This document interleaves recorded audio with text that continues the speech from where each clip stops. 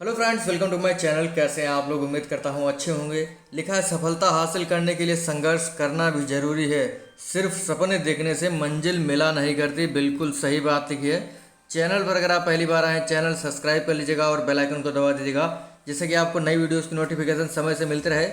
इस वीडियो में आपको 30 प्रश्न मिलेंगे। देखेंगे आप लोग कितना आपको आता है बाल विकास में, आप कितने प्रश्न सही कर पाते हैं। पेन और पेपर ले करके बैठिएगा और आराम से लिखिएगा प्रश्नों को, ठीक है, और देखिएगा कितने प्रश्नों को सही कर पाते हैं। तो शुरू करते हैं। देखते हैं पहला प्रश्न हमारा क्या है। काफ़ी बार इस पर चर्चा हुई है। लिखा, अनुभव तथा प्रशिक्षण द्वारा व्यवहार में परिवर्तन ही सीखना है। यह कथन किसका है? कोहलर का, रूसो का, गेट्सवान का या स्पाइडरमैन का? अनुभव तथा प्रशिक्षण द्वारा व्यवहार में परिवर्तन है, ये किसने कहा? ये कहा है गेट्सवान ने। देखिए, मैंने आपको काफ़ी बार ट्रिक बताई है कि जब हमें कोई पढ़ाने यानी हमारी क्लास के अंदर या घर में पढ़ाने आएगा तो वो अनुभव तथा प्रशिक्षण प्राप्त किया हुआ होगा। मतलब कैसे उसको याद रखेंगे? मतलब हमें कोई जब घर में पढ़ाने आएगा तो हमारे घर के गेट से या क्लास के गेट से आएगा तो वह अनुभव और प्रशिक्षण प्राप्त किए हुए होगा। अगला है, हाउ वी थिंक पुस्तक किसकी है? हाउ वी थिंक पुस्तक किसकी है? एडम्स की, वैलेंटाइन की, जॉन डीवी की या स्मिथ की? हाउ वी थिंक पुस्तक किसकी है? फटाफट जवाब दें आप लोग। हाउ वी थिंक पुस्तक किसकी है? ये है जॉन डीवी की। किसकी है? जॉन डीवी की। और सभी को पता है एडोलसेंस किसकी पुस्तक है? स्टैनले हॉल की। स्प्रेंगर ने एक पुस्तक लिखी थी जिसका नाम था, क्या नाम था? टाइप्स ऑफ मैन, ठीक है। और एक पुस्तक है वाल्टर की जिसका नाम है इंट्रोडक्शन टू पर्सनालिटी। इमाइल जो पुस्तक है वो किसकी है? रूसो की है। इमाइल पुस्तक किसकी है? रूसो की। ये पुस्तक जो है काफ़ी महत्वपूर्ण है, आपको याद होनी ही चाहिए। लिखा है, समायोजन श्रेष्ठता प्राप्ति का आधार है। यह कथन किसका है? H.C. स्मिथ, बुफे का, वैलेंटाइन का या एडलर का? बहुत ही शानदार प्रश्न है। बताएं आप लोग क्या जवाब होगा इसका? इसका जवाब है, क्या होगा मैं बता रहा हूं, पेन और पेपर लेकर के बैठिएगा। एडलर ने कहा है समायोजन श्रेष्ठता प्राप्ति का आधार है। किसने कहा है? एडलर ने। एक परिभाषा है, समायोजन समायोजन एक अधिगम प्रक्रिया है। क्या है? समायोजन एक अधिगम प्रक्रिया है। यह किसने कहा है? देखिए, याद रखिएगा, बहुत ही महत्वपूर्ण परिभाषा है। ये कहा है किसने? ये कहा है स्किनर महोदय ने। किसने कहा है? स्किनर महोदय ने कहा है। स्किनर कहाँ के निवासी थे? अमेरिका के निवासी थे। मैंने आपको काफ़ी बार बताया हुआ है। एक और परिभाषा है, परिभाषा है, अच्छा समायोजन यथार्थवादी व संतोषप्रद दोनों होता है। क्या परिभाषा है? अच्छा समायोजन यथार्थवादी व संतोषप्रद दोनों होता है। ये कहा है H.C. स्मिथ ने। अगली परिभाषा है, बिल्कुल परिभाषा ही है। लिखा है, हम जो भी करते हैं वही व्यक्तित्व है। हम जो भी करते हैं वही व्यक्तित्व है। यह कथन किसका है? रूसो का, रॉस का, वाटसन का या गिलफोर्ड का? देखिए, CDP पढ़ रहे हैं और खासकर अगर आप टेट का एग्ज़ाम देने जा रहे हैं या सुपर टेट का एग्ज़ाम देने जा रहे हैं तो उसमें परिभाषाएं तो आएंगी ही। बताएंगे आप लोग इसका क्या जवाब होगा। हम जो भी करते हैं वह व्यक्तित्व है। यह कथन किसका है? ये कथन है वाटसन महोदय का।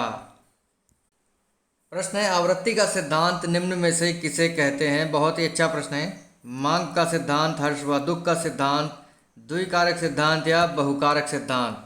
बताएं आप लोग क्या जवाब होगा इसका। आवृत्ति का सिद्धांत किसे कहते हैं? बिल्कुल सही जवाब है आपका। इसे हर्ष व दुख का सिद्धांत, प्रयास एवं त्रुटि का सिद्धांत, परिश्रम एवं धैर्य का सिद्धांत, एसआर थ्योरी के नाम से भी जाना जाता है। आवृत्ति के सिद्धांत को आपका ऑप्शन इसमें बी सही होगा। प्रयास एवं त्रुटि का सिद्धांत किसने दिया था? थॉर्नडाइक महोदय ने दिया था। इनके सिद्धांत को आरएस थ्योरी के नाम से जाना जाता है। आरएस नहीं, एसआर थ्योरी के नाम से जाना जाता है। और आरएस थ्योरी के नाम से स्किनर के सिद्धांत को जाना जाता है। और सीआर थ्योरी के सिद्धांत किसे कहा जाता है? सीआर थ्योरी का सिद्धांत पावलोव को कहा जाता है। यशोआर थ्योरी जो है वुडवर्थ ने दिया था। ठीक है। सी का मतलब क्लासिकल, आर का मतलब रिस्पांस, एस का मतलब स्टिमुलस, आर का रिस्पांस। अगर आपने गेस्टाल्ट का अर्थ होता है संज्ञान, निराकार, अनुबंधन या पूर्ण आकार। गेस्टाल्ट का क्या अर्थ होता है? बिल्कुल सही जवाब है। गेस्टाल्ट का अर्थ होता है पूर्णकार, पूर्ण आकार। आपका ऑप्शन डी होगा। गेस्टाल्टवादी आपके कौन कौन है? वर्दीमर, कौन है? वर्दीमर, कोहलर, कोफा और लेविन। कौन है? लेविन। ये आपके कौन है? गेस्टाल्टवादी हैं। अगला प्रश्न है आपके सामने लिखा है, जन्मजात प्रेरक निम्न में से नहीं है, प्यास, निद्रा, भूख या सुरक्षा। जन्मजात प्रेरक यानी जो हमको जन्म से मिलता है वो आपका जन्मजात प्रेरक है, और जो जन्म से नहीं मिलता है वो जन्मजात प्रेरक नहीं होता है। तो मैंने आपको बता दिया इसका क्या जवाब होगा। जन्मजात प्रेरक जो है आपका सुरक्षा नहीं होगा। बाकी प्यास, निद्रा, भूख ये आपके जन्मजात प्रेरक है। रोना, रोना भी आपका जन्मजात प्रेरक है। आपको कोई रोना सिखाता नहीं है, आप जब पैदा होते हैं तभी से रोना शुरू कर देते हैं। लिखा जीन्स के अलावा, जीन्स के अलावा प्रत्येक कारक वातावरण है। जीन्स के अलावा प्रत्येक कारक वातावरण है। यह किसने कहा है? वाटसन ने, एडलर ने, बोरिंग व लैंगफील्ड ने या वेल्ड ने, अब्राहम मास्लो ने। जीन्स के अलावा प्रत्येक कारक वातावरण है, ये किसने कहा है? ये किसने कहा? ये कहा है बोरिंग, लैंगफील्ड व वेल्ड ने। अगला प्रश्न, एलोक्सा नर्वोसा जो है क्या है? ज़्यादा खाने की प्रवृत्ति है, खुद को दुबला देखने की प्रवृत्ति है, अपने आप को ज़्यादा खूबसूरत मानने की प्रवृत्ति, जल्दी बुढ़ापा आ जाना। एलोक्सा नर्वोसा क्या है? बिल्कुल बताएं। एलोक्सा नर्वोसा क्या है? बिल्कुल बताएंगे इसमें क्या जवाब होगा। ज़्यादा खाने की प्रवृत्ति जो है क्या होता है? बुलीमिया होता है। क्या होता है? बुलीमिया होता है। ठीक है, आपको पता ही होगा। और एलोक्सा नर्वोसा जो है ये क्षुद्राभाव, क्षुद्राभाव को दर्शाता है, यानी भूख का अभाव को ये दर्शाता है। ठीक है, आपका इसमें कोई भी ऑप्शन सही नहीं है, लेकिन ऑप्शन सही नहीं है लेकिन आपको इसका अंक जरूर मिलेगा, इस चीज़ को ध्यान रखिएगा। और एलोक्सा नर्वोसा जो है ये क्षुद्राभाव है। क्षुद्र मतलब क्या होता है? भूख का अभाव होता है इसमें। अगला है, किशोरावस्था को जीवन का कठिन काल किसने कहा है? किलपैट्रिक, रॉस, वैलेंटाइन या क्रो एंड क्रो ने। किशोरावस्था को जीवन का कठिन काल किसने कहा है? सभी को पता होगा किशोरावस्था को जीवन का कठिन काल किसने कहा है? बिल्कुल किलपैट्रिक ने कहा है। क्या कहा है? किशोरावस्था को जीवन का सबसे कठिन काल। किशोर प्रौढ़ों को अपने मार्ग में बाधा समझते हैं, ये किसने कहा है? कार्ल सैनिक ने कहा है। किशोर प्रौढ़ों को अपने मार्ग में बाधा समझते हैं, ये कार्ल सैनिक ने कहा है। किशोरावस्था अपराध प्रवृत्ति का नाजुक समय है, ये वैलेंटाइन ने कहा है। किशोरावस्था वर्तमान तथा भावी जीवन की आशा व्यक्त करता है, ये क्रो एंड क्रो ने कहा है। तनाव, तूफान, संघर्ष की अवस्था किशोरावस्था को किसने कहा है? स्टैनले हॉल ने कहा है। और स्टैनले हॉल की प्रसिद्ध पुस्तक है जिसका नाम है एडोलसेंस। ठीक है, किशोरावस्था की बहुत सारी आपकी विशेषताएं हैं, जैसे किशोरावस्था को जो है वसंत एवं पतझड़ ऋतु कहा जाता है। किशोरावस्था में जो व्यक्ति होता है यानी बालक जो होता है वो नायक की पूजा करने लगता है। इसमें विषमलिंगी प्रेम, काम शक्ति की परिपक्वता होती है। जीवन का स्वर्णकाल कहा जाता है, मैंने आपको बताया है। ईश्वर में आस्था इसमें बढ़ने लगती है। व्यवसाय चुनाव में समस्या आती है किशोरावस्था में। अगला, प्रथम बुद्धि परीक्षण कब हुआ था? 1904 में, 1905 में, 1906 में या 1907 में। बताएंगे आप लोग क्या जवाब होगा इसका? बिल्कुल बताना है। प्रथम बुद्धि परीक्षण कब हुआ था? बिल्कुल सही जवाब है, ये 1905 में हुआ था। कब हुआ था? 1905 में हुआ था। किसने शुरू किया था इसे? अल्फ्रेड बिने ने, और इनके सहयोगी थे साइमन। और ये 3 से 14 वर्ष के बालकों के लिए किया गया था। अगला है, अभिप्रेरणा के कितने घटक होते हैं? 4, 3, 5 या 8। अभिप्रेरणा के कितने घटक होते हैं बताएं आप लोग। बहुत ही शानदार प्रश्न है। अभिप्रेरणा के कितने घटक होते हैं? मैंने आपको काफी बार बताया। अभिप्रेरणा के कितने घटक होते हैं? 3। कौन कौन से? आवश्यकता, आवश्यकता होता है एक आपका, ठीक है। एक आपका क्या होता है? प्रणोद, या इसे हम कह सकते हैं अंतर्नोद, या इसे कह सकते हैं चालक। ये आपके 2 हो जाते हैं। तीसरा आपका क्या है? तीसरा आपका है उद्दीपन, उद्दीपन या प्रोत्साहन। ठीक है, तो प्रेरणा के कितने घटक हैं? 3 घटक हैं। पुनर्बलन का सिद्धांत किसने दिया है? McDonald, Skinner, Crow and Crow, C L Hull. बताएं आप लोग, पुनर्बलन का सिद्धांत किसने दिया है?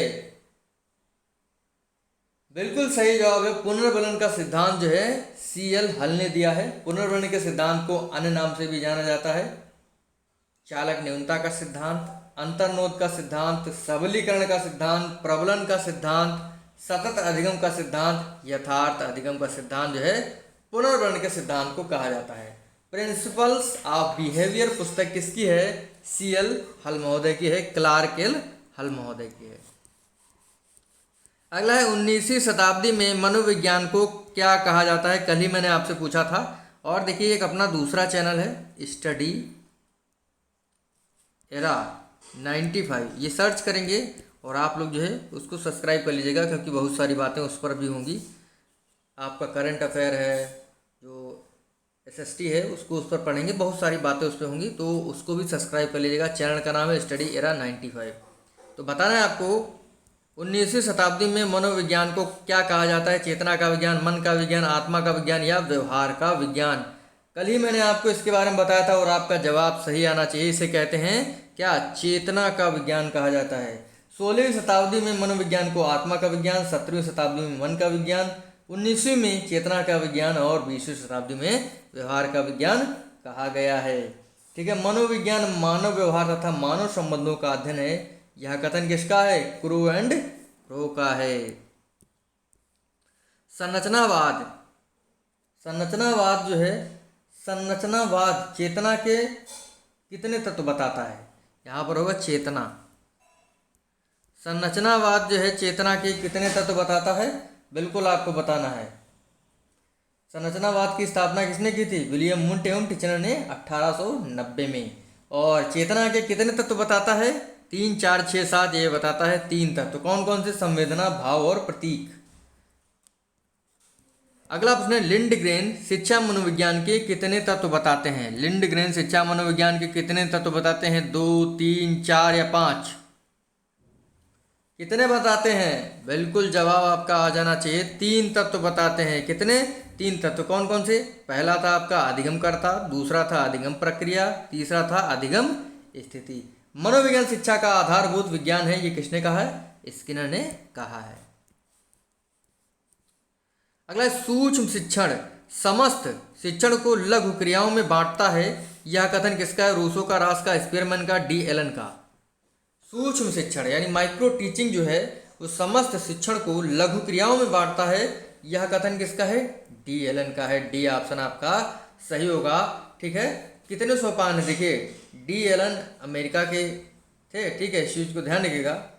और इन्होंने 6 बताए थे, 6 चरण बताए थे। कौन कौन से? पाठ योजना, शिक्षण करना, फीडबैक, पुनः पाठ योजना निर्माण करना, पुनः शिक्षण करना और पुनः फीडबैक, ये 6 चरण बताए थे।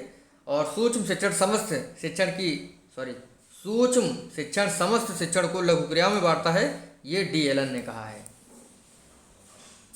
अगला है अधिगम वक्र जिसमें सीखने की तीव्रता प्रारंभ में तीव्र बाद में मंद हो जाती है, कैसा वक्र होगा? ऋणात्मक, धनात्मक, शून्य या मिश्रित।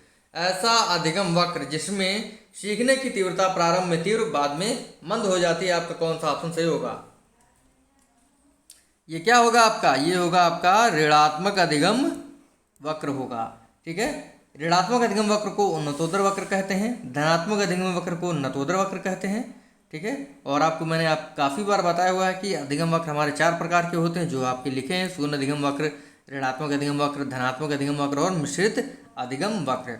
ठीक है, ऋणात्मक अधिगम में जो क्या होता है? प्रारंभ में तीव्र बाद में मंद हो जाती है, और इसी का उल्टा जो है आपका धनात्मक अधिगम वक्र होता है। अगला सामान्यकरण का सिद्धांत किसने दिया? जड ने, नन ने, मन ने या रूसो ने? सामान्यकरण का सिद्धांत जो है किसने दिया है? सभी को पता होगा, CH जड ने दिया है। और ये अधिगम स्थानांतरण का सिद्धांत है। समान तत्व का सिद्धांत जो कि अधिगम स्थानांतरण का है, थॉर्नडाइक ने दिया है। सामान्य व विशिष्ट तत्व का सिद्धांत जो है किसने दिया है? स्पीयरमैन ने दिया हुआ है। अगला अभिवृद्धि में विकास का पक्ष आता है, संज्ञानात्मक, भावात्मक, शारीरिक या नैतिक।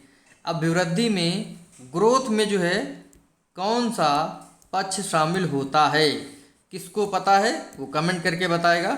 सी ऑप्शन सही है, शारीरिक पक्ष होता है। और विकास में सारे पक्ष शामिल होते हैं, यानी डेवलपमेंट में सारे पक्ष होते हैं, और अभिवृद्धि में केवल शारीरिक पक्ष शामिल होता है। अभिवृद्धि जो है एक निश्चित समय के लिए होती है, ये संख्यात्मक होती है, ठीक है, और इसी का उल्टा आपका विकास होता है। अगला थॉर्नडाइक का सिद्धांत निम्न में से कौन सी श्रेणी में आता है? व्यवहारात्मक सिद्धांत, संज्ञानात्मक सिद्धांत, मनोविश्लेषण या इनमें से कोई नहीं। थॉर्नडाइक का सिद्धांत निम्न में से कौन सी श्रेणी में आता है? बिल्कुल जवाब आपका सही होगा, व्यवहारात्मक सिद्धांत के अंतर्गत आता है। कौन सा सिद्धांत? इनका प्रयास एवं त्रुटि सिद्धांत, जिसे एसआर थ्योरी के नाम से जाना जाता है। अगला प्रश्न देखते हैं, लिखा है सीखने के वक्र किसके सूचक होते हैं? सीखने की प्रगति के, सीखने की मौलिकता के, सीखने के गत्यात्मक स्वरूप के सूचक हैं, सीखने की रचनात्मकता के सूचक हैं। तो सभी को पता है किसके सूचक होते हैं? सीखने की प्रगति के सूचक होते हैं। अगला है आपके लिए प्रश्न, व्यक्तित्व का सामाजिक अधिगम सिद्धांत किसने दिया है? बंडूरा और वाल्टर, डोलार्ड और मिलर, कार्ल रोजर्स या युंग ने। व्यक्तित्व का सामाजिक अधिगम सिद्धांत किसने दिया हुआ है? 23वें का आपका कौन सा ऑप्शन सही होगा? बिल्कुल बताएंगे आप लोग, क्या जवाब होगा आपका? व्यक्तित्व का सामाजिक अधिगम सिद्धांत किसने दिया हुआ है?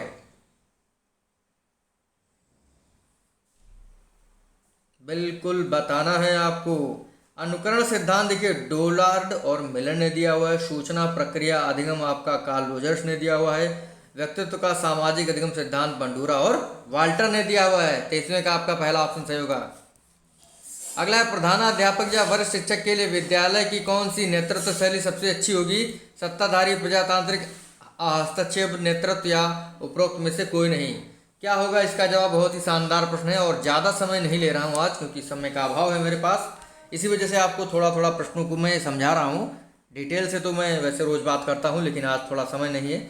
प्रधानाध्यापक या वरिष्ठ शिक्षक के लिए विद्यालय कौन से नेतृत्व प्रणाली को सही मानता है? प्रजातांत्रिक को। मानसिक स्वास्थ्य के नियमों को खोजना और उन्हें बनाए रखना, यह कथन किसका है? श्रैफर का, हेडफील्ड का, ड्रेवर का या लेडल का? ये प्रश्न मैंने काफ़ी बार आपको कराया है, गलत नहीं होना चाहिए आपका। बिल्कुल किसका जवाब होगा? ये क्या होगा? बिल्कुल ड्रेवर ने कहा है। ये क्या कहा है? मानसिक स्वास्थ्य के नियमों को खोजना और उन्हें बनाए रखना, ड्रेवर। अगला है चेस तथा कार्ड को निम्न में से किसमें वर्गीकृत किया जाता है? लड़ाई वाले खेल, बौद्धिक खेल, प्रायोगिक खेल या गतिमान खेल? चेस तथा कार्ड किस प्रकार के खेल के अंतर्गत आएगा? बिल्कुल सही जवाब है लड़ाई के, नहीं, बौद्धिक खेल के अंतर्गत आएगा। अगला है अभिवृद्धि संप्रत्यय है संज्ञान परक, क्रियापरक, संवेगात्मक या ये सभी?